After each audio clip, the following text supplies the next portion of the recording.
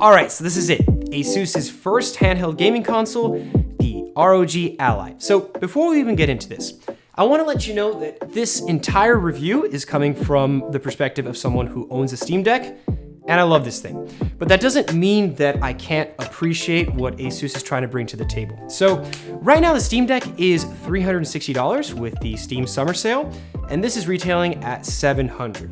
This is also the first time that we're seeing a big name brand Steam Deck competitor challenge the space, and after using it for about a month now, ASUS has had a little bit of time to iron out some of those initial launch growing pains. Just like a lot of their other products, they have a track record of being pretty solid. The ROG brand is usually associated with pretty expensive hardware and pretty iffy product support. So on one hand, we're expecting performance with a spec sheet that will really compete with other handhelds to be excellent. But on the other hand, you pretty quickly realize there's a lot of other areas that are really important for the overall user experience. So we're expecting big things from this. It's supposed to be a big step up, a new chip, a new design language. They're pushing the display even further. This is ASUS's chance to hit a home run in the 9th inning against the Steam Deck. And while we've had this handheld PC gaming era explode with the Steam Deck success now, the Ally isn't the obvious hands down winner for everyone out there. And I'll explain why that's a conclusion I've gotten to after using it. I think the primary reason that anyone's been excited for this was the upgrades on paper. So this is a $700 pure gaming enthusiast device from ASUS that has a pretty impressive loadout of features. So right off the bat, it has a 7-inch 16:9 display. It's 120 Hertz, 1080p, 500 nits, and it's IPS. The response time is advertised at 7 milliseconds. It's glossy, the colors are excellent, and it's really nice. It's clearly sharper than the display on the Steam Deck, and you can definitely notice it. They also opted to use Gorilla Glass, which isn't really common for handhelds. You'll see that more on mass market smartphones, so that's a good thing. Now, you obviously have to give people a reason to choose your product over someone else's, and when it comes to the overall user experience, one of the benefits right off the bat you're gonna get with using a high resolution 1080p display on a device like this is that extra level of crispiness that drives the details up. Now, that doesn't come with any negatives though. And the same goes with the 120 Hertz panel. It's always going to feel inherently better and actually make the device feel faster for when you're browsing through the UI interface or playing a game that can hit that 120 FPS mark. So I think it's a win. You can always dial down the display to 720p for battery life concerns, which we'll definitely get to a bit later, but overall the Ally screen is great. All right, so number 2, and this is a big one here, is design. So I have a lot of thoughts and opinions on this form factor in general, and after spending some long gaming sessions on it, it's primarily exactly what I predicted it would be. So I said back in January in the Steam Deck review video that if ASUS made a handheld, it would have that gamer drip look, which it does. There's RGB rings around the thumbsticks.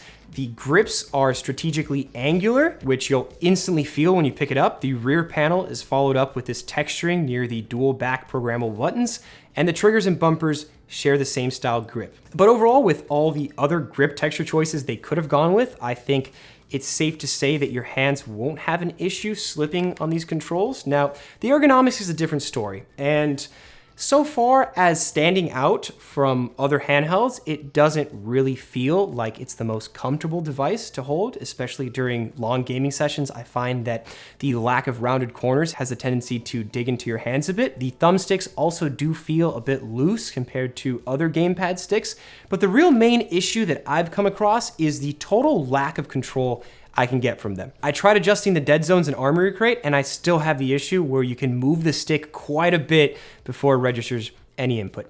Now, it also could be a combination of input latency within the embedded controller. It's like the stick acceleration is all off, and it makes aiming pretty rough because I've connected Xbox controllers through Bluetooth, and it feels way more responsive. Now, besides that, the I/O situation is also pretty good. There's a headphone jack, micro SD slot, USB-C port. ASUS included their own eGPU extension slot, which like 1% of the population will probably use, and the power button has a fingerprint sensor.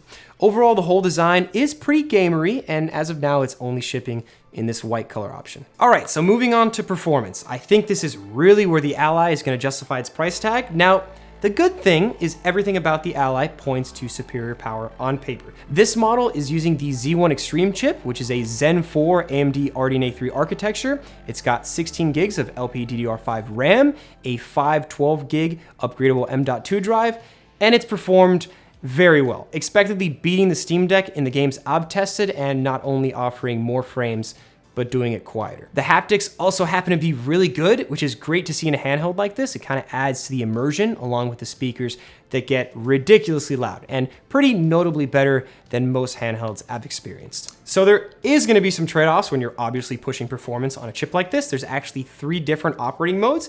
There's a silent, performance, and turbo mode. Now, typically from what I've experienced, you can expect to drive AAA titles in 720p and leave those higher 1080p and 120Hz setups for lighter games, like indie games that can take advantage of it. The chip design in the Ally is essentially a laptop chip, so the wattage range is gonna be more suited for that laptop experience, which inherently sits at a 10 to 30 watt range, which for lighter titles isn't really the best for battery efficiency. And the first thing I thought was, how does this affect battery life? Maybe I was expecting too much because it's okay. It's not great, which was kind of expected. If you're gonna try to push it with heavy stuff, it's understandably going to die really fast. Don't expect to take this on the go and drive AAA games for multiple hours. So besides the stuff we've already seen, it does come with a 65 watt charger, which can get you to 50% in less than 30 minutes. So that's pretty nice. Now, finally, let's talk about the software experience, because that is ultimately what's gonna make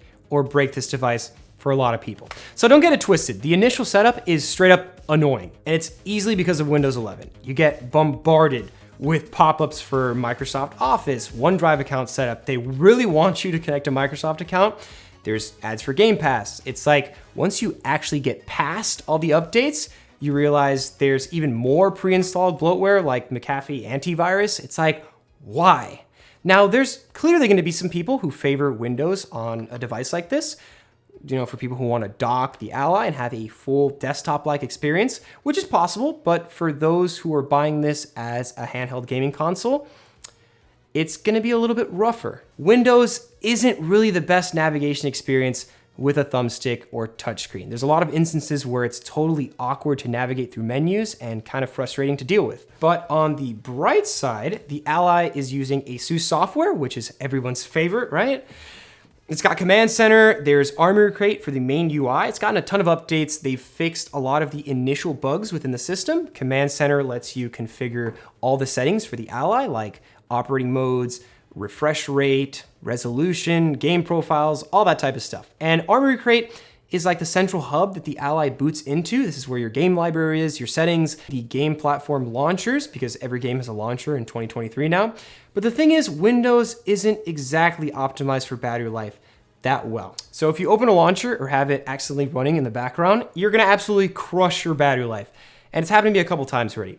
So there's a certain experience that the Steam Deck delivered on the outside of the gameplay, that just made it really easy to kick on a game and get into it like a console experience. The same goes for Quick Resume. It's been hilariously buggy on my Ally unit. You have to wait for Windows to stop freaking out after you unlock it, tab out or back in a couple times, and even then it can be a hassle. So that's the thing. It can sometimes feel more like a gaming laptop shrunk into this handheld form, but good software can also sometimes be more important than just raw horsepower from the hardware itself. I love the specs on this thing, and once you're actually in game, it can be an awesome experience. But let's be real, the Steam Deck's community, the user experience, and the support are gonna be enough of a feature for some people out there. I will say, ASUS, if you happen to be watching this, it would be fantastic if you cheated a bit and took a look at one of those community Steam Deck wish lists and you prioritize some of the features requested for the next generation of the Ally. Because you have to put out a device with features people really care about. You gotta start with prioritizing the user experience and the battery life. It's got the specs down pat. I just hope they support it for long enough without abandoning it. Now, where does this place us right now? I think we can safely say that more competition in this space is only gonna push us to get better and better devices, which sounds good with me. So that's the ROG Ally. It's an interesting device. Some people are gonna love it, some people are gonna hate it, but maybe we still have time to do a head-to-head against the Steam Deck. So keep an eye out for that one. Huge thanks for watching, and I'll see you guys in the next one.